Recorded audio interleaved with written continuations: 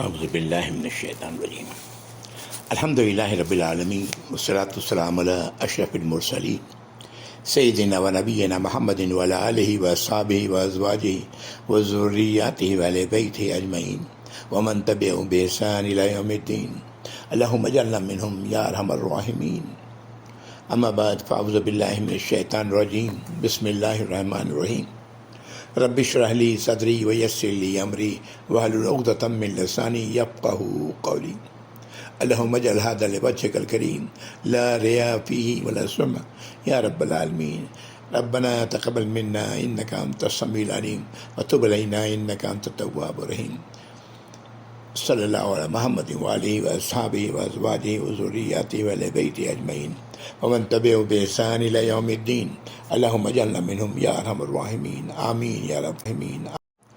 الحمدللہ انشاءاللہ آج ہم لوگ قرآن کی 98 صورت پڑھیں گے۔ یہ بڑی اہم صورت ہے۔ اگر یہ سب صورت سمجھ میں آ جائے، اس کے معنی اور مطلب سمجھ میں آ جائے تو انشاءاللہ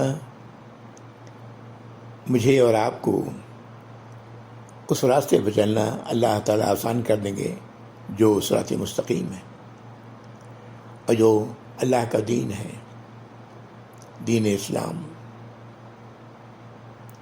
اللہ تعالیٰ سے دعا کرتا ہوں کہ اللہ تعالیٰ مجھے اور آپ سب کو اس بات کی توفیق عطا فرمائے کہ ہم اس صورت کو صحیح طریقے سے سمجھ سکیں۔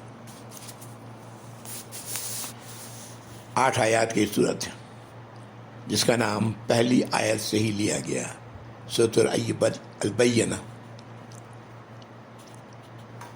یہ دونوں قسم کی رائے پائی جاتی ہیں کہ یہ صورت مکی ہے، یہ صورت مدنی ہے۔ زیادہ قوی بات یہ ہے کہ صورت مدنی ہے۔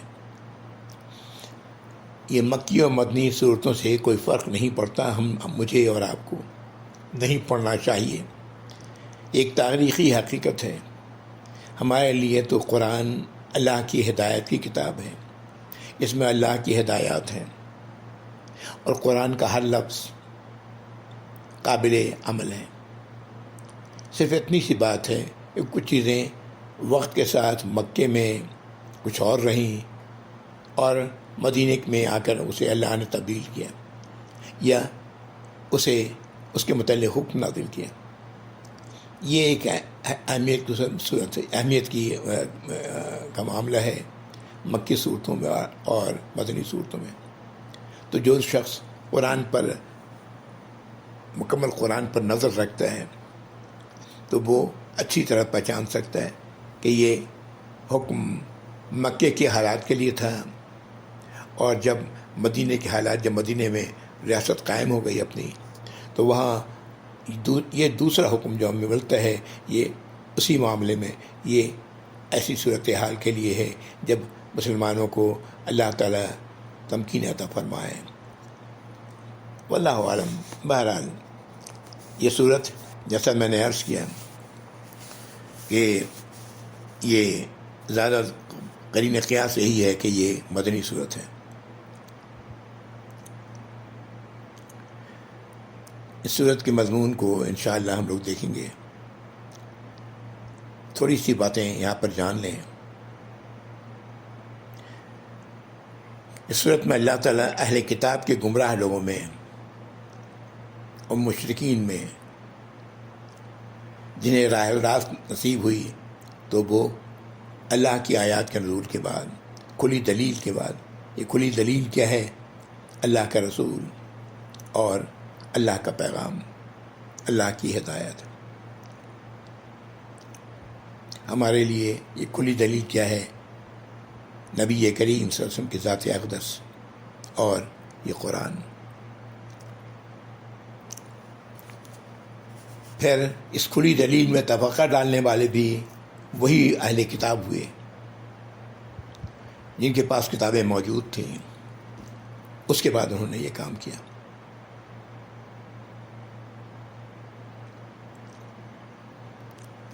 یہ انشاءاللہ یہ بات ابھی جب ان صورت کو پڑھیں گے، 8 آیات کو، تو چیزیں واضح ہوں گی۔ آخر کی 3 آیات ان کھلی دلیل کے مخالفوں کو بدترین مخلوق کہا گیا اور تسلیم کرنے والوں کو بہترین مخلوق کہا گیا، اور ان کے الگ الگ اخروی انجام سے آگاہ کر دیا گیا۔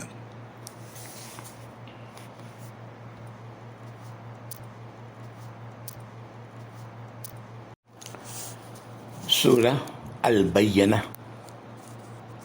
اعوذ باللہ من الشیطان الرجیم، بسم اللہ الرحمن الرحیم۔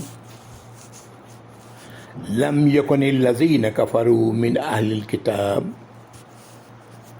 الکتاب والمشرکین منفکین حتی تأتیہم البینہ۔ یہ آیت نمبر 1 ہے۔ اللہ تعالیٰ فرما رہے ہیں کہ نہیں ہوا ان کے لیے جو اہل کتاب کے میں کفر کرنے والے تھے اور مشرکوں کے لیے باز آنا اپنی حرکتوں سے، ان دونوں غلطیوں سے، یعنی کفر سے اور شرک سے، مگر اس وقت جب ان کے پاس دلیل روشن آ گئی۔ یعنی اس روشن دلیل کے آنے کے بعد ان کی یہ حرکتیں جو اہل کتاب کی تھیں اور مشرکین کی تھیں، وہ اس سے باز آئے۔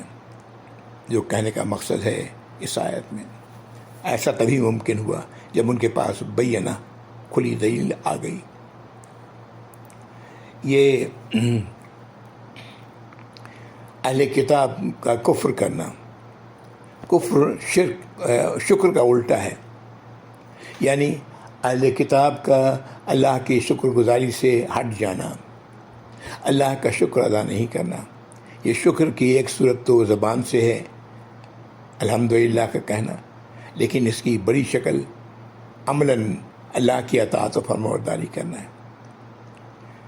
کفر کے ایک معنی چھپانا بھی ہوتا ہے۔ قرآن میں کفار کا لفظ آیا ہے کسان کے لیے، جو بیج کو چھپاتا ہے زمین میں۔ اللہ کی آیات کو چھپانا، اس کو ظاہر نہیں کرنا، اس کو دوسروں تک نہیں پہنچانا، اپنے پاس لے کے بیٹھ جانا، نہ خود عمل کرنا، نہ دوسروں تک کو اس کے عمل کرنے کی دعوت دینا، یہ بھی کفر ہے۔ یہ اہل کتاب کی بات اللہ تعالیٰ کہہ رہے ہیں۔ اور مشرکین کو اللہ نے الگ کیا ہے، حالانکہ اہل کتاب میں بھی مشرکین ہوتے ہیں جو اپنے نفس کی اطاعت کرنے والے ہوتے ہیں، کتاب کے بجائے وہ شرک کر رہے ہوتے ہیں۔ لیکن اللہ تعالیٰ نے مشرکین کو علیحدہ کیا ہے۔ یہ وہ لوگ ہیں جن کے پاس کتاب نہیں پہنچی، علم نہیں ہے، یا یہ وہ لوگ ہیں جن کے پاس علم آئی، اللہ کے پیغام پہنچا، لیکن انہوں نے قبول کرنے سے انکار کر دیا، اپنی روش پہ چلتے رہے۔ یہ مشرکین ہیں۔ یہ ان دونوں کے لیے اپنی حرکتوں سے باز آنا تبھی ممکن ہوا جب بینہ واضح دلائل ان کے پاس آ گئے۔ قرآن کے نزول کے وقت جب یہ صورت نازل ہوئی مدینہ منورہ میں، جیسا کہ عام رجحان ہے اس صورت کے نزول کے متعلق، یا مکہ میں، فرق کوئی نہیں پڑتا، اللہ تعالیٰ نے اہل کتاب کے بارے میں یہاں پر فرمایا کہ کفر کرنے والے اہل کتاب میں سے۔ یہ اس وقت اہل کتاب کون تھے؟ ایک عمومی تصور جو ذہن میں آتا ہے وہ یہ ہے کہ یہود اور نصارہ، کہ یہ اہل کتاب یہود اور نصارہ تھے۔ یہ در حقیقت یہود اور نصارہ ٹھیک ہے تصور، لیکن یہ مدینہ منورہ کے میں آنے کے بعد، ہجرت کے بعد، ایمان والوں کو واسطہ پڑا یہود اور نصارہ سے۔ یہود مدینہ منورہ میں تھے، 3 قبائل ان کے، اور نصارہ مدینہ میں تو نہیں تھے لیکن عرب میں موجود تھے۔ قرآن میں سورۃ البقرہ میں اللہ تعالیٰ نے یہود کو ہی مخاطب کیا ہے، اور ہر جگہ قرآن میں جو ندائیں ہیں وہ یا بنی اسرائیل، اے اسرائیل کے اولاد، اے اسرائیل کے نسل کے لوگ۔ اسرائیل لقب تھا یعقوب علیہ السلام کا، جو اسحاق علیہ السلام کے بیٹے اور ابراہیم علیہ السلام کے پوتے تھے۔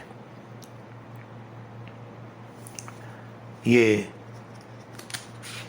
یا بنی اسرائیل کا یہ مخاطب کرنا پورے قرآن میں یہ صرف یہی ہے جس کا میں نے آپ سے ذکر کیا، یعنی سورۃ البقرہ میں۔ اس کے بعد اللہ تعالیٰ نے قرآن میں یا اہل الکتاب کر کے مخاطب کیا ہے، اور یہ عمومی طور پر سورۃ عمران میں ہے، آل عمران میں، سورۃ النساء میں ہے، سورۃ المائدہ میں ہے۔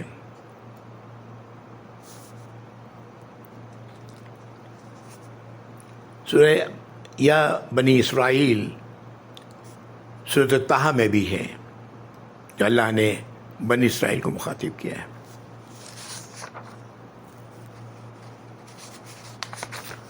اور ایک بار اللہ تعالیٰ نے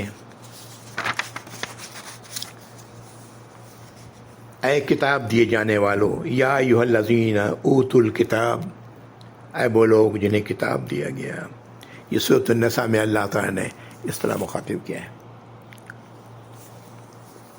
کیا یہ صرف دو ہی لوگ تھے، دو ہی قومیں تھیں، بنی اسرائیل اور یہود اور نصارہ؟ نہیں، قرآن میں اس کا ذکر ہے، ہم لوگ پڑھتے ہیں جب سورۃ قرآن میں، خصوصاً وہ وتر کی نمازوں میں جب ہم پڑھتے ہیں سبح اسم ربک الاعلی، تو اس میں آخر میں آیت ہے جو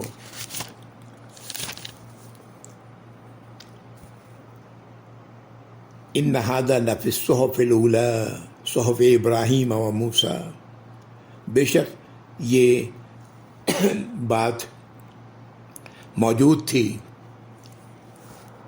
ان کتابوں میں جو پہلے نازل ہوئی، اور ابراہیم کی کتاب میں اور موسیٰ کی کتاب میں صلی اللہ علیہ وسلم رضی اللہ تعالیٰ عنہ۔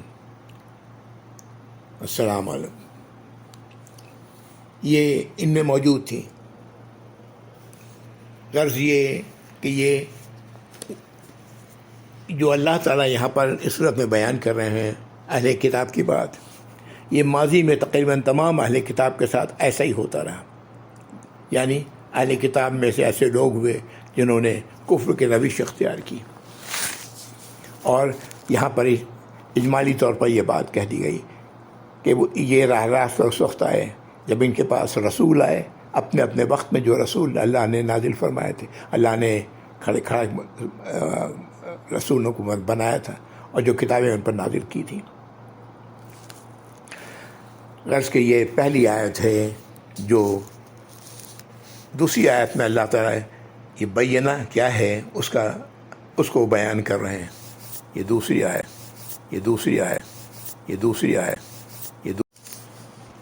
اعوذ باللہ من الشیطان الرجیم، آیت نمبر 2، رسول من اللہ یتلو صحفا مطہرہ، اللہ کی طرف سے ایک رسول، اور وہ رسول جو پڑھتے، ان کو پڑھ کر سناتے پاک صحیفے، یعنی جو ان پر کتاب نازل ہوئی وہ، اور اس پر عمل کر کے دکھاتے۔ یتلو کے معنی صرف پڑھنا ہی نہیں ہوتا، اس کے معنی ہوتا ہے اس کو فالو کرنا بھی۔ تو اللہ تعالیٰ نے ہمیشہ کتاب کے نزول کے رسول کے پر ہی کی ہے، رسول کی بعثت ہوئی اور ان پر اللہ نے کتابیں نازل فرمائی۔ جیسے نبی کریم صلی اللہ علیہ وسلم پر پہلے آپ کو رسول بنایا گیا یا پہلے کتاب نازل ہوئی، جیسا ہم لوگوں نے دیکھا ابھی پچھلی صورت میں کہ اللہ تعالیٰ نے کس طرح غار حرا میں نبی کریم صلی اللہ علیہ وسلم پر کتاب نازل کی اور اس طرح آپ کو رسول بنایا۔ یہاں پر ایک بات سوچنے والی ہے کہ وہ لوگ، امت کے وہ لوگ جو رسول کو نہیں مانتے، صرف قرآن کو کہتے ہیں قرآن ہے، ایسی اہل حدیث اہل قرآن لوگ اس امت میں ہیں، اور یہ سوچ نبی کریم صلی اللہ علیہ وسلم نے اس کے بارے میں پہلے ہی وضاحت کر دی تھی کہ ایک وقت آئے گا کہ ایک شخص تکیہ لگائے ہوئے بیٹھا ہوا ہوگا اپنی کھاٹ پہ، اور وہ کہے گا کہ اب جی ہمارے لیے بس قرآن کافی ہے، ہم رسولوں کو نہیں مانتے۔ یہ ایسا ہی اس سلسلے میں نام بھی لیا جاتا ہے ایک شخص کا، بہرحال اس میں جانے سے پہلے یہ در حقیقت بینہ رسول اور ان کا کتاب پر عمل کرنا، ان کے کتاب کا پڑھنا، یہ دونوں ہی بینہ میں شامل ہیں۔ اس میں وہ تمام باتیں جو اللہ کے نبی صلی اللہ علیہ وسلم نے وحی غیر مطلوع کی شکل میں ہم تک پہنچائی، یعنی احادیث، صحیح احادیث، وہ بھی اس میں شامل ہیں۔ آیت نمبر 3، فیہا کتب قیمہ، اسی میں جو لکھی ہوئی ہے، جو چیز تحریر کی ہوئی ہے، وہ راہ راست والی ہے، قائم رہنے والی ہے۔ یہ آیت نمبر 3 تھی۔ آیت نمبر 4، اعوذ باللہ من الشیطان الرجیم، وما تفرق الذین اوتوا الکتاب الا من بعد ما جاءتهم البینہ، اور نہیں تفریق کی ان لوگوں نے جنہیں کتاب دی گئی تھی سوائے اس کے کہ ان کے بعد بینہ آ چکا، واضح دلیل ان کے پاس آ چکی، اس کے بعد انہوں نے تفریق کی۔ بڑی عجیب بات ہے۔ پہلی آیت میں یہ کہا گیا کہ راہ راست کو قبول انہی لوگوں نے کیا، بعض غلط راستے سے بعض پر چلنے سے باز نہ آئے مگر اس وقت جب ان پر کتاب نازل ہوئی۔ اور یہاں کہا جا رہا ہے کہ یہ اہل کتاب میں سے جنہوں نے تفریق کی، فرق ڈالا اہل کتاب کے اندر، اس کے بعد جب ان کے پاس کتاب آ چکی، بینہ آ چکا، رسول بھی آئے اور کتاب بھی آئی۔ یہ بڑی عجیب بات ہے۔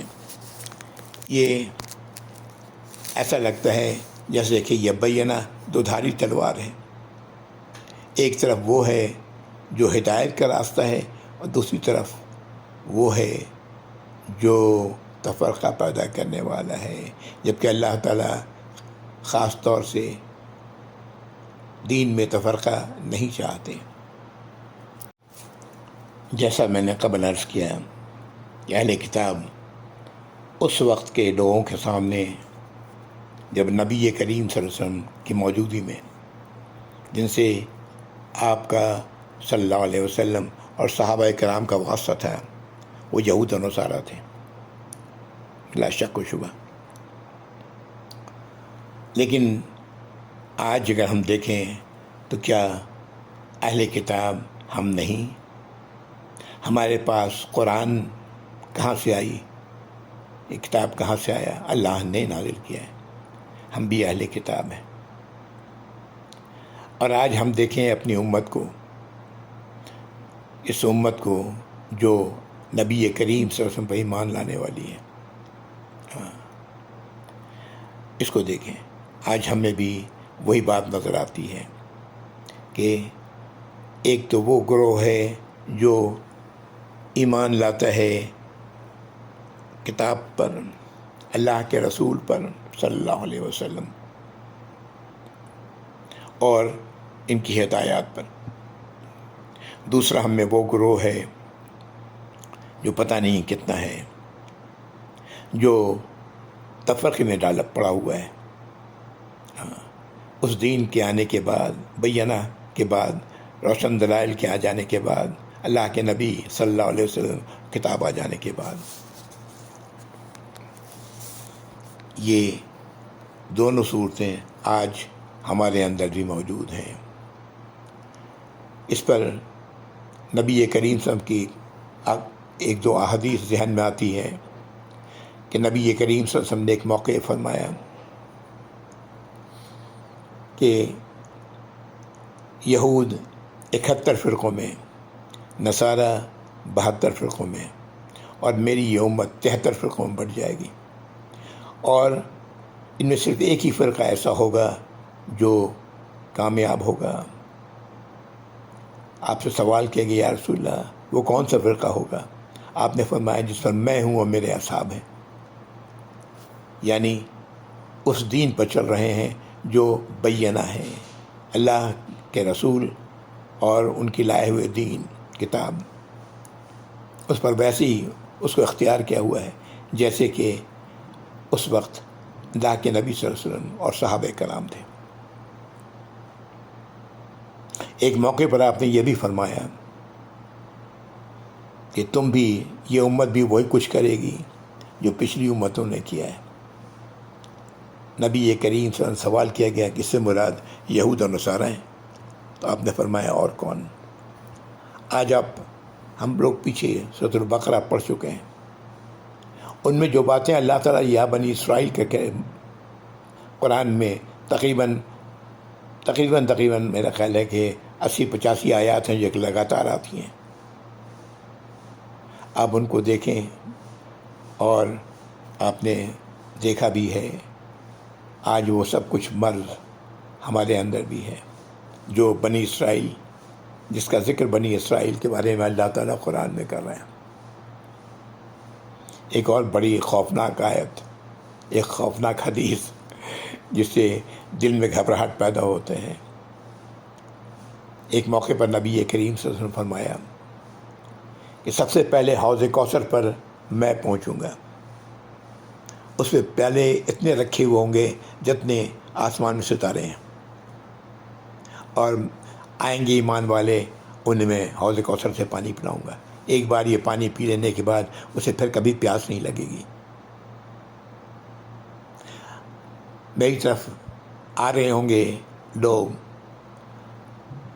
کہ فرشتے انہیں روکیں گے، میں انہیں فرشتوں سے کہوں گا انہیں کیوں روک رہے ہو، یہ تو میری امت کے لوگ ہیں۔ امت کے لوگوں کی پہچان نبی کریم صلی اللہ علیہ وسلم نے یہ بتائی کہ ان کے وضو کے اعضاء چمک رہے ہوں گے، تو فرشتے جواب دیں گے کہ آپ کو اس بات کا علم نہیں کہ آپ کے بعد ان لوگوں نے کیا حرکتیں دین کے ساتھ کی۔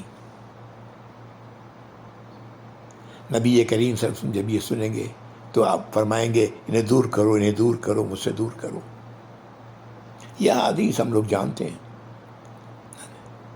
اس امت میں ایسے لوگ ہوں گے جو، جیسا کہ 73 فرقوں کی بات کی، اس میں ایک ہی فرقہ ہوگا جو کامیاب ہوگا۔ اللہ رب العزت ہم لوگوں کو اس فرقے میں بنائے یا رب العالمین، جس پر اللہ کے نبی صلی اللہ علیہ وسلم تھے اور صحابہ کرام تھے، خلفائے راشدین تھے۔ آمین یا رب العالمین۔ اس سورت کی 5ویں آیت، اور یہ ایک آیت وہ دین جو اللہ نے نازل فرمایا ہے، جو دین اسلام ہے، اس کی مکمل ڈیفینیشن ہے۔ ہم سب دیکھ سکتے ہیں اپنے آپ کو کہ ہم کیا اس دین پر قائم ہیں جس کا ذکر اللہ تعالیٰ کے ہم اس آیت میں، ایک آیت میں کر رہے ہیں۔ اعوذ باللہ من الشیطان الرجیم۔ وما امروا الا ليعبدوا الله مخلصين له الدين حنفاء ويقيموا الصلاة ويؤتوا الزكاة وذلك دين القيمة۔ اللہ تعالیٰ پچھلی امتوں کے حوالے سے فرما رہے ہیں، انہیں حکم نہیں دیا گیا تھا مگر اس بات کا کہ وہ اطاعت و فرمانبرداری کریں، غلامی کریں، اللہ کے حکم پر چلیں، مخلص ہو کر اس کے دین کے، اس کے طریقے پر، اس کے دین پر۔ اور یہ مخلص کیا ہے؟ حنفاء، یکسو، بالکل یکسوئی کے ساتھ ایک رخ ہو کر، اور نماز قائم کریں اور زکوٰۃ ادا کریں۔ اور وہی ہے، یہی ہے وہ دین جو قائم دین ہے، درست دین ہے، صحیح دین ہے۔ یہ آیت نمبر 5 ہے۔ اس آیت پر ذرا غور کر لیں، پچھلی امت کو بھی یہی حکم دیا گیا کہ اللہ کی فرمانبرداری کریں، اللہ کی اطاعت و فرمانبرداری کے سوا کسی اور کی اطاعت و فرمانبرداری نہ کریں، مخلص ہو جائیں اللہ کے لیے، خالص ہو جائیں اللہ کے لیے، اس کے دین کے لیے، اس کے بتائے ہوئے طریقے کے لیے۔ پچھلی امتوں میں بنیادی طور پر تو یہی بات تھی، لیکن شریعت مختلف تھی اپنے وقت کے لحاظ سے۔ بہرحال یہ ایک الگ بحث ہے۔ اصولی بات وہ یہ تھی کہ ایک سو ہونا، حنفاء، یہ بڑا حنیف، بہت اہم لفظ ہے یہ۔ ایک سو ہو کر اور کسی طرف توجہ نہ ہو، اور نماز قائم کریں، زکوٰۃ دیں، دین قائم دین، درست دین یہی ہے۔ اس آیت میں جو بات کہی جا رہی ہے وہ یہ، اور جس کا تعلق ہم سے ہے، کہ جو کچھ اللہ نے نازل فرمایا ہے بینہ، قرآن ہمارے لیے اور اللہ کے نبی صلی اللہ علیہ وسلم ہمارے لیے بینہ ہے، آپ کے اعمال، آپ کا طریقہ ہمارے لیے بینہ ہے، اس پر ہم اس کی اطاعت و فرمانبرداری کریں، اور مخلص ہو کر، یعنی دھوکے منہ سے کچھ کہنا، عملاً کچھ کرنا نہیں، بلکہ اللہ کے لوگوں کے سامنے بھی اور اکیلے میں بھی ان پر عمل کرنا۔ اور یہ تقوی کی پہچان تو یہی ہے نا۔ تقوی کی پہچان یہ نہیں کہ لوگوں کے سامنے ہم بڑے اچھے بنیں اور اکیلے میں ہم اللہ کی نافرمانیاں کریں، یہ تقوی تو نہیں ہے، دھوکہ ہے۔ تو مخلص ہو کر، اور پھر کہا جا رہا حنفاء، ایک سو، یہ بہت اہم لفظ ہے، بہت ہی اہمیت کا حامل ہے یہ لفظ۔ آج ہم نماز کے لیے بھی جاتے ہیں تو ہمارا دل دنیا کی طرف لگا ہوتا ہے، اپنے ساتھ ہم موبائل رکھتے ہیں۔ یہ موبائل میری نظر میں شیطانی آلہ ہے، اس میں اچھائی بھی ہے، لیکن اس کی برائی، اس کی خباثت کہیں زیادہ ہے۔ کبھی نماز سے جیسے ہی سلام پھیرا، فوراً موبائل اٹھا کے دیکھتے ہیں۔ کئی بار یہ ہوتا ہے کہ نماز کے دوران گھنٹیاں بج رہی ہوتی ہیں، اور اس وقت بھی ہم ہاتھ سے جیب سے نکال کے بند تو کرتے ہیں لیکن دیکھ لیتے ہیں۔ کئی بار ٹھیک ہے، کئی لوگ نہیں دیکھتے۔ ہمارا دل، ہم مسجد میں بھی ایک سو نہیں ہوتے، ہمارا دل اللہ کی طرف اور دنیا کی طرف، دونوں طرف لگا ہوا ہوتا ہے۔ یہ در حقیقت اللہ تعالیٰ ایک سوئی کی بات کر رہے ہیں، ایک سو ہو، حنفاء۔ پھر نماز قائم کرنا، یہ نماز کا قائم کرنا یہ بہت وسیع معنی رکھتا ہے اپنے اندر۔ اس کا تعلق صرف نماز سے ہی نہیں بلکہ اللہ کے تمام احکام سے ہے، کہ جیسے احکام جس طرح اللہ نے نازل فرمائے ہیں اس کو اسی طرح پر قائم کیا جائے۔ زکوٰۃ کا ادا کرنا، پیچھے ہم لوگ زکوٰۃ کے بارے میں سورہ مومنون میں پڑھ چکے کہ زکوٰۃ پر فاعل ہیں، زکوٰۃ پر عمل کرنے والے ہیں۔ سورۃ المومن کی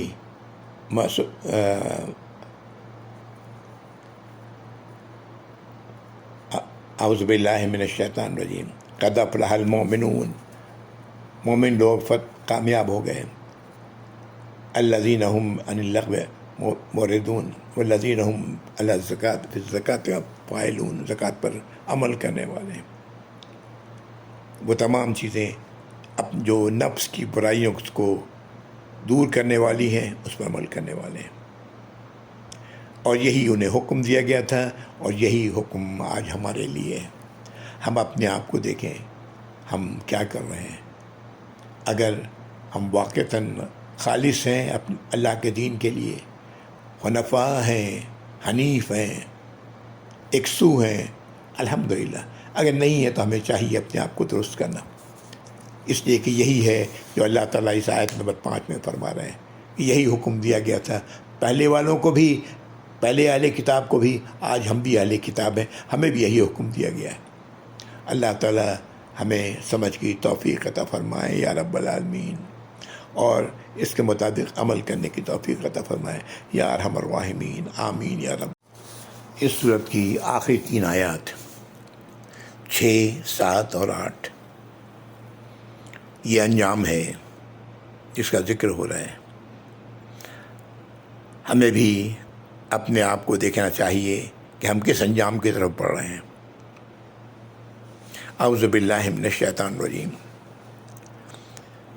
آیت نمبر 6، ان الذین کفروا من اہل الکتاب والمشرکین فی نار جہنم خالدین فیہا اولئک ہم شر البریہ۔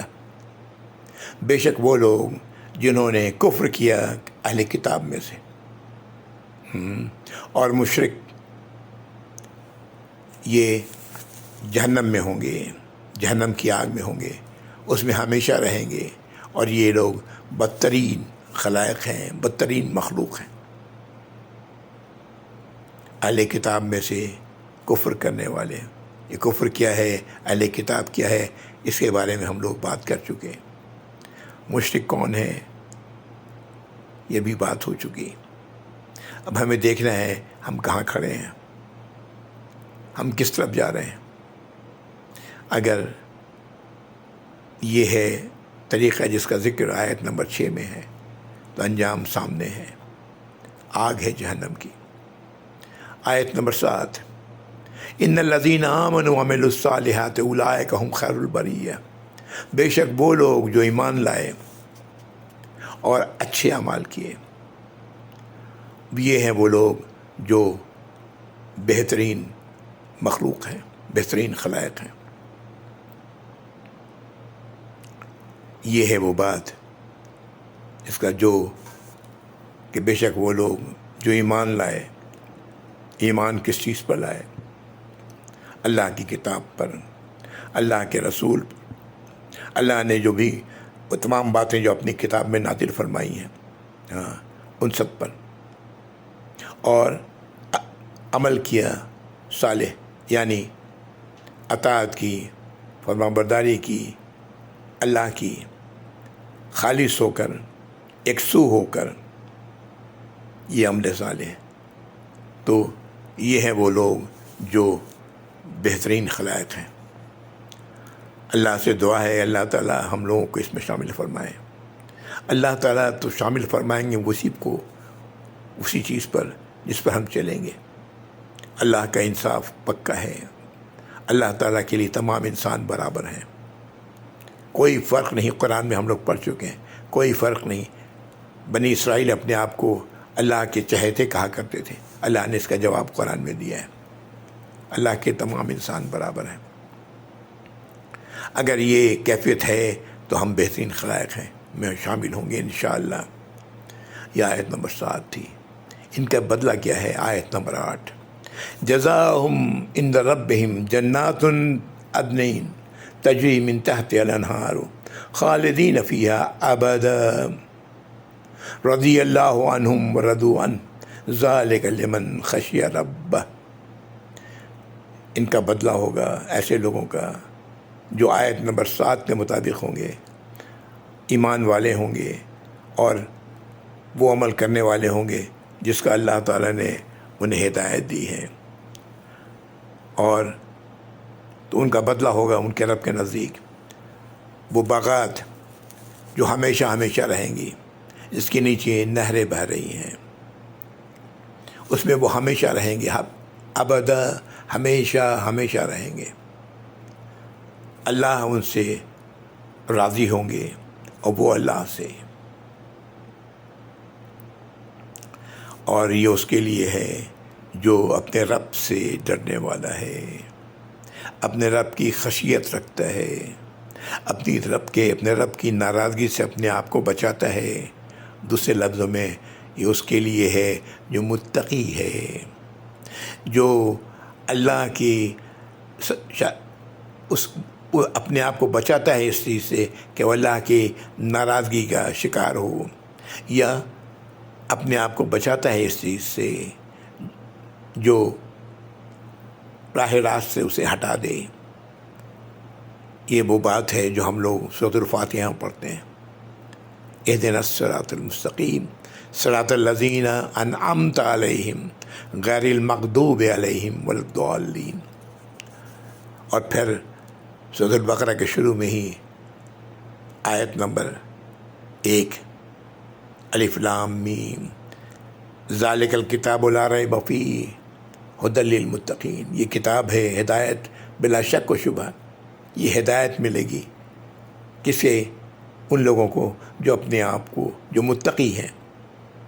ابھی ہم لوگ دیکھ چکے، پڑھ چکے کہ اہل کتاب میں سے لوگ تھے جو راہ راست پر آئے، اس صورت کی پہلی آیت، اور پھر اسی میں سے وہ لوگ تھے جو کتاب کے آ جانے کے بعد تفرقے میں پڑے، تفرقہ پیدا کیا۔